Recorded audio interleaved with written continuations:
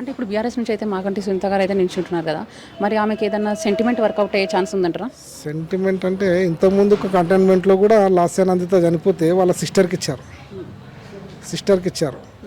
అందరూ అప్పుడు కూడా ఇలాగే అయిపోయింది, ఇక అక్కడ వచ్చేస్తుంది అంటే సెంటిమెంట్ పరంగా అది ఇదని.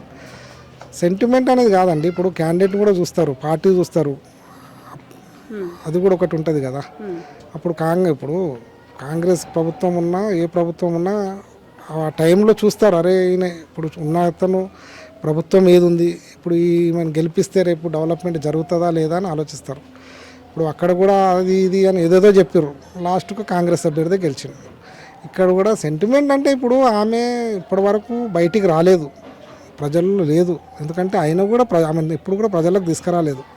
ఇప్పుడు ఆమె వచ్చింది కానీ ఇప్పుడు రేపు అంటే పబ్లిక్లో ఎట్లుండాలంటే యాక్టివ్నెస్ ఉండాలి కంపల్సరీ. ఎందుకంటే ఒక లీడరు అంటే లీడర్ యాక్టివ్గా ఉంటేనే వెనుక బ్యాక్గ్రౌండ్ అంతా అంటే కార్యకర్తలు కానీ నాయకులు కానీ యాక్టివ్గా ఉంటారు.